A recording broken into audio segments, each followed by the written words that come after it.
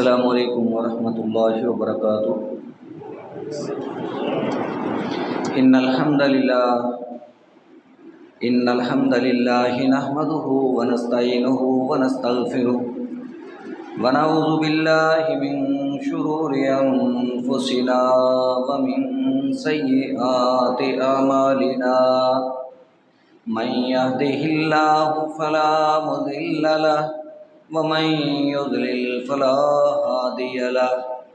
وأشهد أن لا إله إلا الله وحده لا شريك له، وأشهد أن محمدا عبده ورسوله۔ يا أيها الذين آمنوا اتقوا الله حق تقاته ولا تموتن إلا وأنتم مسلمون۔ يا أيها الناس اتقوا ربكم الذي خلقكم من نفس واحدة وخلق منها زوجها وبث منهما رجالا كثيرا ونساء، واتقوا الله الذي تساءلون به والأرحام ان اللہ کان علیکم رقیبا۔ اللہ سبحانہ و تعالی جہاں ہمیں عقائد عبادات کا سبق دیتے ہیں، وہیں پہ معاشرے کی بہتری کے لیے، گھروں کے حالات کو بہتر بنانے کے لیے آئلی قوانین بھی بیان فرماتے ہیں۔ اس کے ساتھ ساتھ ہماری رہنمائی گھریلو ماحول کو بہتر بنانے کے لیے بھی کی جاتی ہے، اور مزید آپس میں قرابت داری جو بھائیوں کی شکل میں پائی جاتی ہے، اس بارے بھی اللہ سبحانہ و تعالیٰ بہت زیادہ ہمیں رہنمائی فرماتے ہیں۔ اور کیوں نہ ہماری رہنمائی کی جائے، کیونکہ یہ چیزیں ہمارے معاشرے کو بہتر اور خوبصورت بنانے والی ہیں۔ ہمارے دلوں کو ہر لحاظ سے پاک صاف کرنا یہ اللہ تعالیٰ کا منشا ہے کہ جہاں ہم ذہنی طور پہ پاک صاف ہوں، ہمارا عقیدہ اور نظریہ خالص ہو،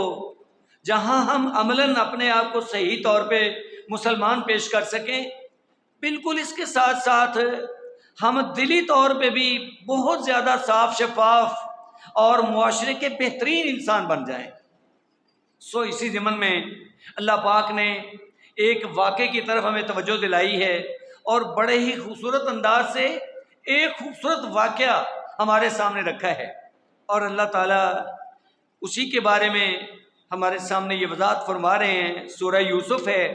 ابتدائی آیات میں آپ کے سامنے گوش گزار کر چکا ہوں، جس کے اندر بنیادی طور پہ میں یہ سبق دیا گیا ہے کہ اس بات میں کبھی شک نہ کرنا کہ قرآن مجید اللہ تعالیٰ کی واضح ترین کتاب ہے، اور اللہ پاک نے اس کو عربی زبان میں نازل کیا ہے، کیونکہ عربی زبان دنیا کی بہترین زبان ہے، اور اللہ تعالیٰ کی یوں سمجھ لیجئے کہ پسندیدہ زبان ہے۔ اسی لیے صرف اس دنیا کی حد تک نہیں، بلکہ قبر میں بھی، اس کے بعد حشر کے اندر بھی، اور اس کے بعد جنت کی زبان بھی عربی ہوگی۔ تھوڑی سی توجہ تو ہماری بھی ہونی چاہیے نا، کہ اس طرح سے اتنی قیمتی زبان جسے اللہ پاک نے ہر جگہ پہ لاگو کر دیا ہے، کیا ہمیں اس سے دور بھاگنا چاہیے یا اس کے قریب ہونا چاہیے؟ لازمی بات ہے اس کے قریب ہونا ہی ہمارے فائدے کی بات ہے، کیونکہ عربی زبان سے محبت یہ ہماری بہت ساری چیزوں سے محبت کا باعث بنے گی۔ کیونکہ ہم دیکھتے ہیں کہ ہماری نماز، ہمارے ذکر اذکار، ہماری دعائیں، ہماری اذان، ہمارا قرآن مجید اور ہماری حدیث کی کتابیں، یہ سب کچھ عربی زبان میں ہے۔ شاید ہم لوگ اس کی اہمیت اور اس کی قدر نہیں کر پائے، اس کی اہمیت کو جان نہیں پائے، جو ہم اس کی طرف اتنا دھیان بھی نہیں دیتے، اور کبھی کبھار آج کل اسکولوں کے اندر اگر ہمارے اوپر لاگو بھی کر دی جاتی ہے، اس کو لازمی بھی قرار دیا جاتا ہے، تب بھی ہمارے بچے کوئی توجہ کرنے کے لیے تیار نہیں ہوتے۔ اللہ کی یہ کوئی اچھی بات نہیں ہے۔ تو اللہ سبحانہ و تعالیٰ نے یہ ایک اعزاز بخشا ہے عربی زبان کو کہ اللہ فرماتے ہیں کہ ہم نے قرآن مجید کو عربی زبان میں نازل کیا ہے۔ اور اگلی بات بھی بڑی قیمتی بات ہے، چونکہ وہ عرب تھے، اللہ نے فرمایا لعلکم تعقلون، تاکہ تمہارے عقل میں آ جائے بات، تم اس بات کو سمجھ سکو۔ لیکن دوسری بات بھی کبھی نہ بھولیے، جیسے میں نے عرض کیا کہ عربی زبان دنیا کی اعلیٰ ترین زبان ہے، فصیح اور بلیغ زبان ہے، کہ عرب لوگ اپنے آپ کو زبان دان اور ہمیں گونگا کہتے ہیں، کہتے تھے، اور اب بھی وہ یہی سمجھتے ہیں کہ اجمی لوگ ان کی تو زبان ہی نہیں ہے، وہ صرف اپنی زبان کو زبان سمجھتے ہیں۔ اور اس بات میں کوئی شک نہیں کہ اگر عربی زبان کی فصاحت اور بلاغت کی طرف جائیں، یہ انگریزی پڑھنے والے، فارسی پڑھنے والے، باقی زبانوں کا علم رکھنے والے اور اس کے اوپر عبور حاصل کرنے والے، وہ اس نتیجے تک پہنچیں گے کہ جو کمال کا اعجاز اور کمال کی باتیں اور کمال کی فصاحت عربی زبان کے اندر موجود ہے، وہ کسی زبان کے اندر ہو نہیں سکتی۔ اور جتنی گہری زبان اور جتنی باریکی والی زبان اور جتنی جامع زبان عربی ہے، اتنی کوئی دوسری زبان نہیں ہے۔ سو اس بات کو بھولنا نہیں ہے۔ تو اللہ تعالیٰ نے یہ ایک اعزاز بخشا ہے عربی زبان کو کہ اللہ نے اپنی مقدس ترین کلام قرآن مجید کو عربی زبان میں نازل کیا ہے۔ اور اللہ فرماتے ہیں لعلکم تعقلون، عرب والوں نے تو سمجھنا ہی تھا، لیکن آج بھی اللہ تعالیٰ کا یہ ایک منشور ہمارے سامنے ہے کہ اگر ہم اس قرآن مجید کی تفسیر کو اور اس کے ترجمے کو بغور پڑھتے چلے جائیں تو جتنی عقل اور سمجھ ہمیں آئے گی، اتنی سمجھ کہیں اور سے نہیں آ سکتی۔ گویا کہ دماغ میں بات بٹھانے کے لیے عربی زبان ہی مؤثر ہے۔ سو اللہ پاک نے عربی زبان کے اندر اس ہمارے عظیم رہنمائی والی کتاب قرآن مجید کو نازل فرمایا، اور اللہ تعالیٰ نے اس کے ساتھ یہ ارشاد فرمایا کہ میرے پیغمبر ہم آپ کو ایک بہت ہی خوبصورت واقعہ سناتے ہیں۔ قصہ اصل میں ماضی کی بات کو دہرانا اور اس کے پیچھے لگنے کو کہتے ہیں، کہ جو کام پہلے ہو چکا اب اس کو بعد میں آنے والا دہراتا رہے، دوسروں کے سامنے بیان کرتا رہے، تو اس کو قصہ اور واقعہ کہتے ہیں، کیونکہ ماضی کی بات کا ذکر کرنا ہی قصہ کہلاتا ہے۔ اور اللہ تعالیٰ نے یہ بھی فرمایا کہ ہم آپ کو یہ قصہ، یہ واقعہ قرآن مجید کے اندر بیان کر رہے ہیں، یہ کوئی سنی سنائی بات نہیں ہے، بلکہ اسی وحی کا حصہ ہے جس وحی کو ہم نے آسمانوں سے نازل کیا ہے۔ وَإِن كُنتَ مِن قَبْلِهِ لَمِنَ الْغَافِلِينَ، اور اللہ فرماتے ہیں اس سے پہلے آپ بے خبر تھے، اس سے پہلے آپ کو یہ معلوم نہیں تھا، کیونکہ اگر آپ کو پہلے سے ایک بات معلوم ہے تو پھر اس کے اندر کوئی کمال ثابت نہیں ہوتا۔ ایک چیز آپ کو پہلے سے معلوم ہے، آپ سنا رہے ہیں، ٹھیک ہے، سنی سنائی باتیں چلتی ہیں۔ ایک ہے کہ اللہ سبحانہ و تعالیٰ ہی اس بات کو جانتے ہیں،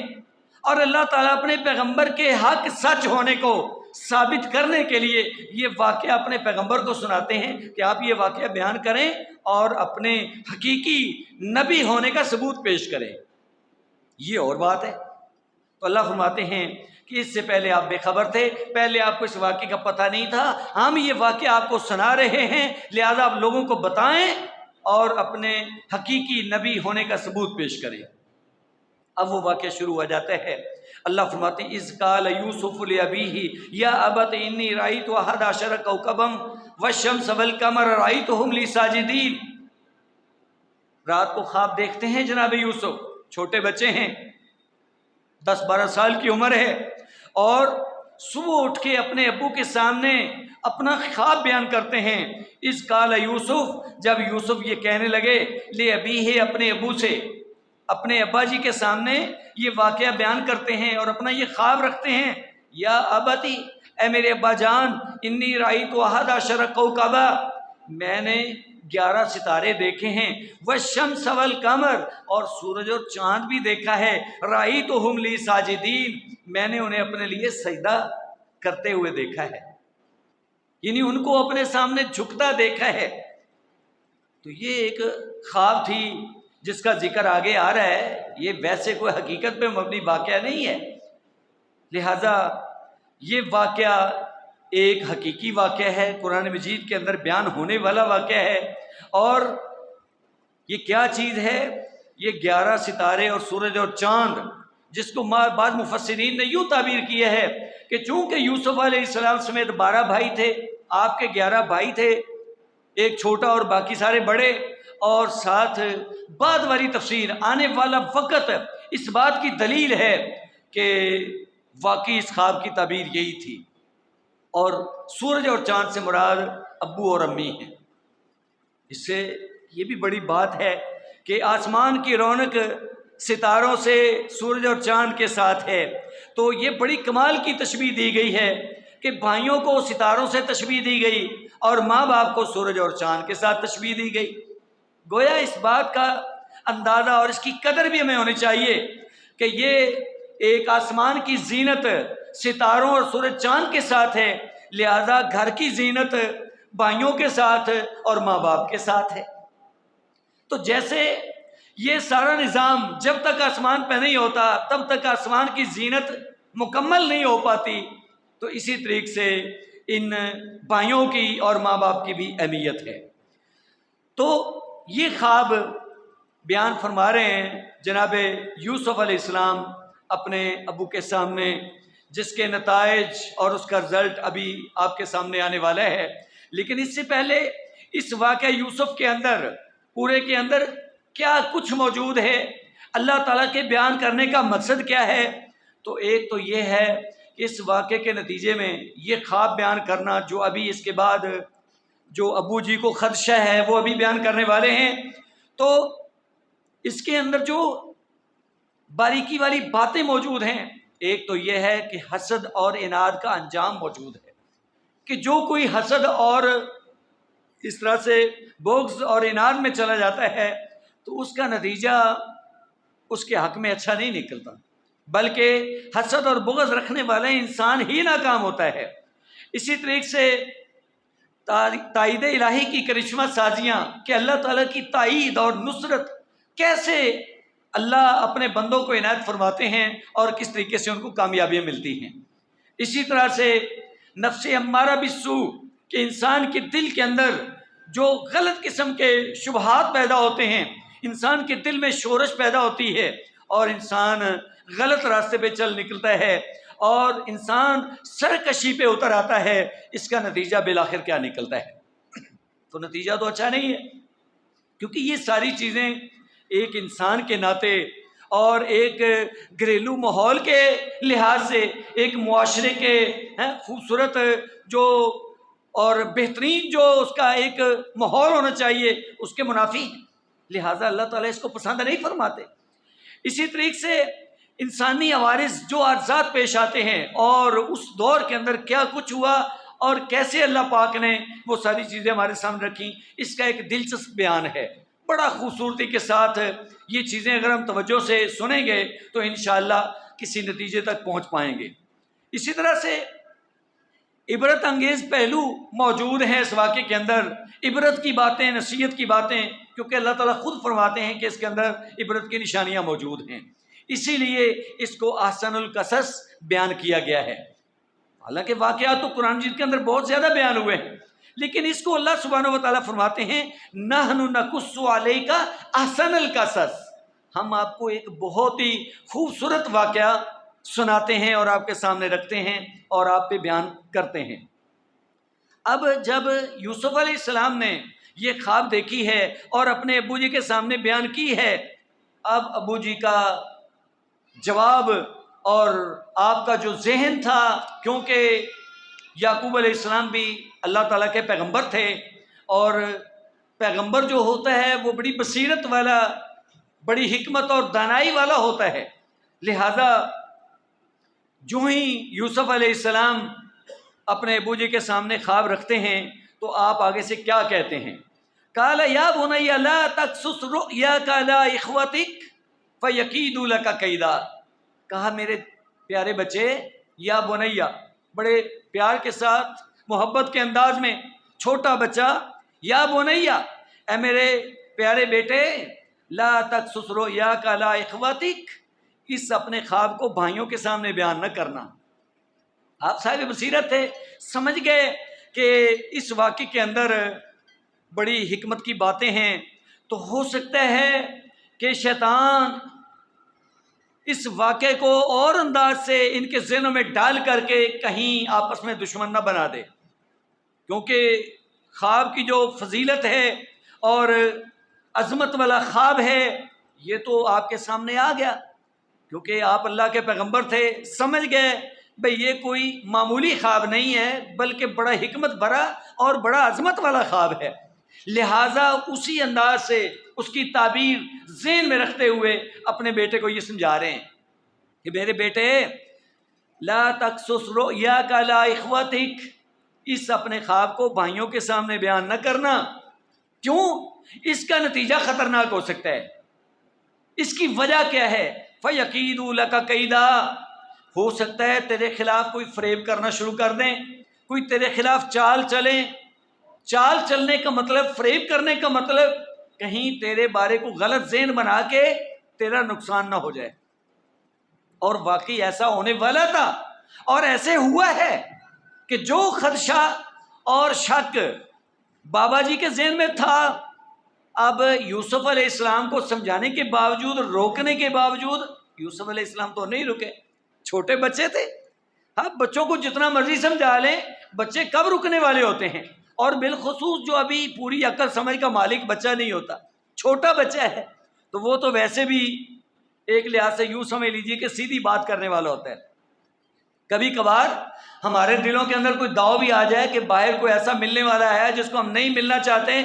تو اگر ابو جی کے گھر سے کہتے ہیں بچے کو کہ جاؤ بیٹا بتا دو کہ ابو جی گھر پہ نہیں ہیں، تو وہ سیدھا آ کے یہی کہتا ہے کہ ابو جی کہہ رہے ہیں کہ وہ گھر پہ نہیں ہیں۔ بچہ تو سیدھی سلیم الفطرت، سیدھی بات۔ اب ٹھیک ہے، بابا جی تو بالکل صحیح سمجھا رہے ہیں کہ بیٹا یہ خواب اپنے بھائیوں کے سامنے بیان نہ کرنا، لیکن اب یوسف علیہ السلام کیوں رکنے والے ہیں؟ دل کی بات تو سب کے سامنے رکھیں گے۔ لہذا کیا ہوتا ہے، تو آپ نے یہ اس کی وجہ بیان کی ہے، فَيَكِيدُوا لَكَ كَيْدًا، وہ تیرے ساتھ کوئی مکر و فریب نہ کریں، کوئی تیرا نقصان نہ کر ڈالیں۔ ان الشیطان للانسان عدو مبین، یہ بات تو یقیناً سمجھ میں نہیں آتی کہ بھلا بھائی بھی بھائی کا نقصان کر سکتا ہے۔ اکثر ایسے ہوتا ہے کہ بھائی بھائی کا وفادار ہوتا ہے، بھائی بھائی کا خیرخواہ ہوتا ہے، بھائی بھائی کا محسن ہوتا ہے، اور بھائی کبھی اپنے بھائی کا نقصان نہیں کرتا، بلکہ اگر بھائی کو کہیں کوئی دکھ تکلیف پہنچتا ہے تو وہ اپنا بھائی کا معاون ثابت ہوتا ہے، اپنے بھائی کی خیرخواہی کرتے ہوئے اس کا دفاع کرتا ہے۔ یہ ہم سب جانتے ہیں، سمجھتے ہیں، اپنے گھروں کے اندر رہنے والے ہیں کہ اگر کسی اور کے ساتھ ہمارا کوئی مسئلہ بن بھی جاتا ہے تو بھائی تو بھائیوں کا دفاع کرتے ہیں نا، بھائی ہی بھائیوں کو سپورٹ کرتے ہیں اور ان کی مدد کرتے ہوئے بعض دفعہ نقصان بھی اٹھا لیتے ہیں۔ تو یہاں کیا مسئلہ ہے؟ تو ابو جی نے اس کی توجیہ بھی آگے بیان کر دی ہے کہ بات یہ کہ بھائی تو بھائی کا خیر خواہ ہوتا ہے، اس میں کوئی شک نہیں، لیکن وجہ اس کے اندر اور ایک طاقت ہے اور وہ بڑی خطرناک ہے، اور جس کو اللہ پاک نے اختیار دیا ہوا ہے کہ جا تو وہ بھی اپنا مکر و فریب چلا لے، اپنی کارستانیاں کر، اور اس طریقے سے تمہارے بندوں کے درمیان حائل ہو جا۔ یہ اللہ نے اس کو تھوڑا سا وقتی طور پہ اختیار دیا ہوا ہے، اور وہ ناجائز فائدہ اٹھاتا ہے۔ اس طریقے سے وہ معاشرے کے اندر، گھروں کے اندر، بھائیوں کے اندر اور بہت ساری جگہوں پہ فتنہ فساد پیدا کرتا ہے، اور اس کا نام شیطان ہے۔ اس لیے بابا جی کیا کہتے ہیں، ان الشیطان للانسان عدو مبین، اس بات میں کوئی شک نہیں کہ شیطان انسان کا کھلا دشمن ہے، شیطان انسان کا کھلا دشمن ہے۔ مطلب کیا کہ ٹھیک ہے تو اگر بھائیوں کو بتائے گا، بھائی تو شاید تیرے بارے برا نہ سوچیں،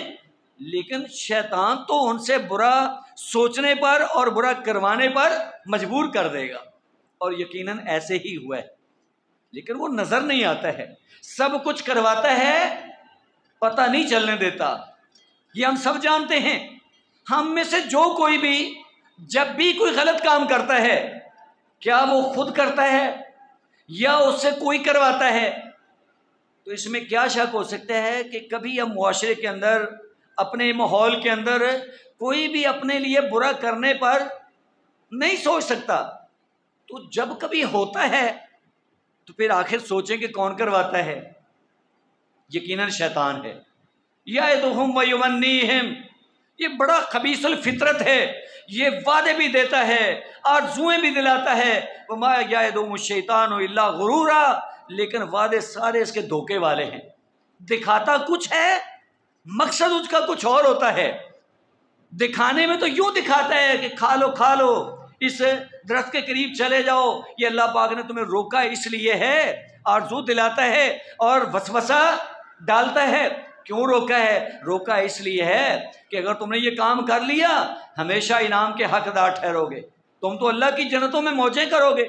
مقصد اس کا کچھ اور تھا کہ یہاں کیوں رہ رہے ہیں، جب میں یہاں نہیں رہ سکا، جب ان کی وجہ سے اللہ نے مجھے ذلیل کیا ہے تو میں ان کو ذلیل کرانے والا ہوں۔ بڑا خیر خواہ بن کے سامنے آتا ہے لیکن کام تو غلط کرواتا ہے، لیکن نظر بھی نہیں آتا ہے۔ اب دیکھیں کہ جناب یعقوب علیہ السلام اپنے بیٹے کو یہ بات سمجھا رہے ہیں کہ ان الشیطان للانسان عدو مبین، شیطان انسان کا کھلا دشمن ہے، لہذا بچ کے رہنا، محتاط رہنا۔ کیا ہوا؟ وہی ہوا جو ہونا تھا، ہو کے رہے گا، لیکن پھر اس کے اثرات وہ تو لمبے ہوتے چلے جائیں گے، لیکن کیوں نہ ہو، بس جو اللہ تعالیٰ کو منظور ہوتا ہے وہ تو پھر ہوتا ہے، اس کو کوئی روکنے والا نہیں، چاہے اللہ کا پیغمبر بابا یعقوب بھی ہو۔ ابھی یہاں سمجھا رہے ہیں آنے والے لمحات جو پیدا ہونے والے ہیں وہاں بابا جی بے بس ہو جائیں گے۔ کیوں؟ کہ جو کچھ ہونے والا ہے وہ ہو کے رہے گا، باوجود شک شبے کے بابا جی روک نہیں پائیں گے۔ تو یہاں اللہ تعالیٰ کی قدرتیں اور حکمتیں سمجھ آتی ہیں کہ بس اصل میں جو اللہ کو منظور ہوتا ہے وہی ہوتا ہے، اور جو انسان کے لیے آزمائشیں، تکلیفیں، مصیبتیں انسان نے جھیلنا ہوتی ہیں وہ آ کے رہتی ہیں، ان کو کوئی بھی نہیں روک سکتا۔ تو ایڈوانس، ابھی تو آپ چھوٹے بچے ہیں، قیمتی سی باتیں بابا جی بتا رہے ہیں اور ساتھ ہی اس بات سے خبردار کر رہے ہیں وَكَذَلِكَ يَجْتَبِيكَ رَبُّكَ، میرے بیٹے وقت آنے والا ہے، جیسے اللہ نے تجھے یہ عظمت والا خواب دکھایا ہے، اسی عظمت کے ساتھ اللہ تجھے سرفراز کرے گا اور اللہ تجھے برگزیدہ کرے گا۔ وَيُعَلِّمُكَ مِن تَأْوِيلِ الْأَحَادِيثِ، اور تجھے خوابوں کی تعبیر سکھائے گا۔ خواب کی تعبیر یا بات کی تہ تک پہنچ جانا، بات کی تہ تک پہنچ جانا، اس کو کہتے ہیں بات کا انجام نکالنا، اس کا نتیجہ کیا نکلنے والا ہے یہ بھی اللہ تجھے سکھائے گا، لیکن کب؟ ایک وقت کے بعد۔ اس طرح اللہ تعالیٰ تجھے برگزیدہ کرے گا، چن لے گا۔ اور یہ جو اجتباع ہے یہ اصل میں نبوت کا مل جانا ہے، چونکہ آپ اللہ کے پیغمبر تھے، بابا جی یعقوب علیہ السلام سمجھ گئے کہ یہ میرا بیٹا بھی انشاءاللہ نبی بننے والا ہے، اور یوں اپنے بیٹے کو پیشین گوئی دے رہے ہیں وَكَذَلِكَ يَجْتَبِيكَ رَبُّكَ، میرے بیٹے اللہ تیرا رب، تیرا مالک وہ تجھے چن لے گا، تجھے اللہ نبی بنانے والا ہے۔ وَيُعَلِّمُكَ مِن تَأْوِيلِ الْأَحَادِيثِ، اور تجھے باتوں کا انجام نکالنا سکھائے گا، بات کی تہ تک پہنچ جانا یہ اللہ تجھے عطا کر دے گا، خوابوں کی تعبیر کرنا یہ اللہ تجھے علم عطا کرے گا۔ اصل میں بات کی تہ تک پہنچنا یہ خواب کی تعبیر بھی اسی کا حصہ ہے۔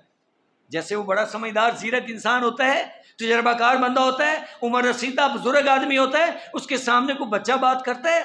وہ اپنے تجربات کی بنیاد پہ، اپنے علم کی بنیاد پہ، اللہ تعالیٰ کی عطا کی بنیاد پہ ایک نتیجے تک پہنچ جاتا ہے کہ اس کا یہ مطلب ہو سکتا ہے۔ تو چونکہ اللہ کے نبی جو ہوتے ہیں وہ تو اللہ تعالیٰ کی طرف سے خصوصی علم سے نوازے گئے ہوتے ہیں، لہٰذا بابا جی اپنے علم کے مطابق یہ ساری باتیں کر رہے ہیں جو اللہ پاک نے ان کو عنایت کر رکھا تھا۔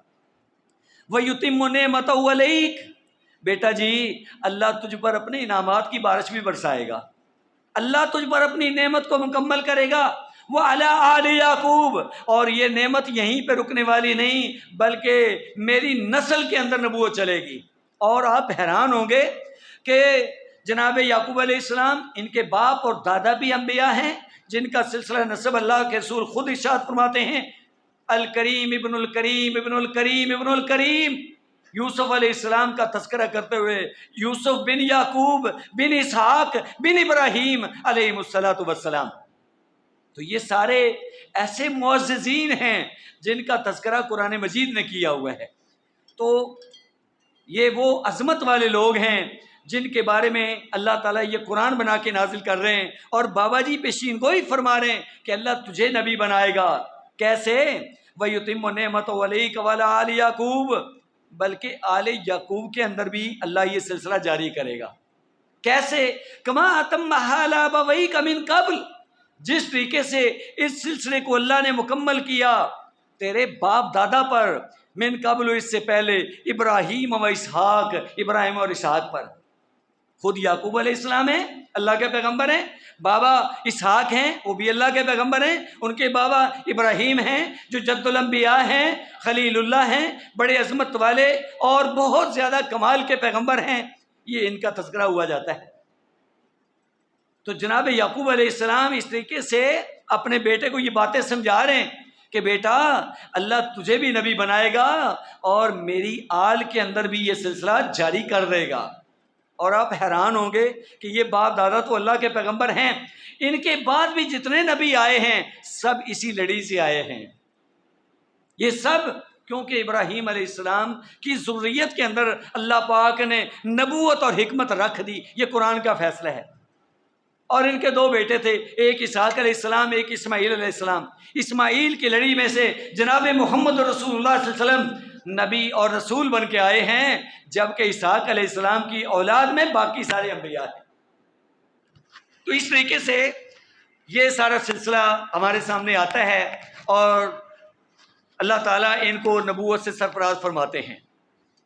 तो इनके बारे में यहाँ जिक्र हुआ जाता है कि अल्लाह तुझ पर अपनी नेमत को मुकम्मल करेगा और आली याकूब पर भी अपनी नेमत को मुकम्मल करेगा, जिस तरीके से अल्लाह ने तेरे आबा व अजदाद पर इससे पहले अपनी नेमत को मुकम्मल किया इब्राहीम व इसहाक, इब्राहीम और इसहाक पर।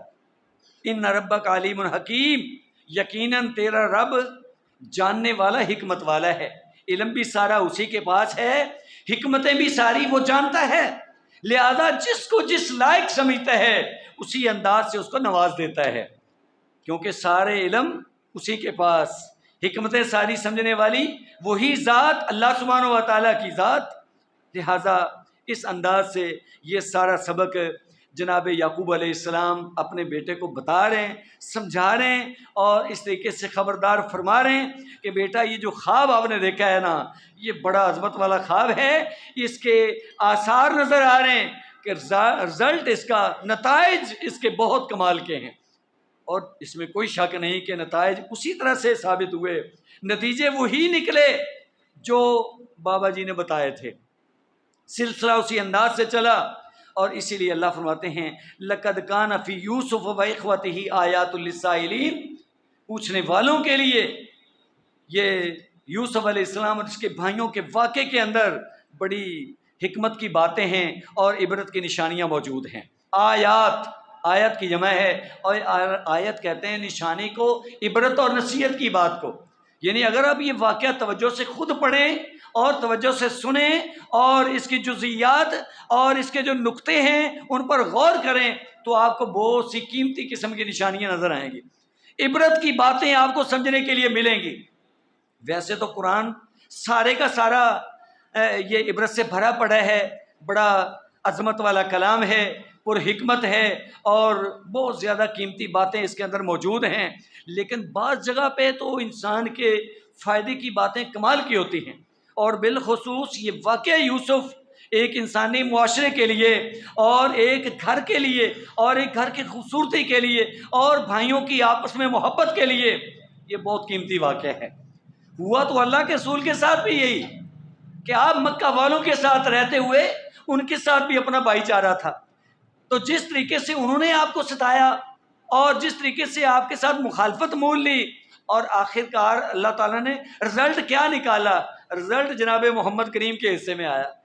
और इस तरीके से कमाल का आया कि सब लोग समझने पे मजबूर थे कि वाकई अल्लाह ने आपको इज्जत से नवाजा था, हम ही गलती पर थे। اور یہی کچھ جناب یوسف علیہ السلام ان کے بھائیوں کے ساتھ بھی یہ واقعہ بالکل اسی انداز کا ہے کہ اللہ نے اگر یوسف علیہ السلام کو کمال کی عزت سے نوازنا ہے تو بالآخر بھائی بھی مجبور ہوں گے اور یہ بات کہیں گے کہ یقیناً اللہ نے تجھے ہم سے چن لیا تھا، اللہ نے تجھے عزت اور شان سے نوازا تھا، ہم ہی خطا کار تھے۔ تو اللہ تعالی ہمیں بھی اپنی اصلاح کرتے ہوئے اپنے معاشرے کو بہتر خوبصورت بنانے کی توفیق نصیب فرمائیں، اور جس طریقے سے واقعہ یوسف بیان ہو رہا ہے اللہ پاک ہمیں اس سے نصیحت حاصل کرنے کی توفیق سے نوازیں۔ وآخر دعوانا الحمدللہ رب العالمین۔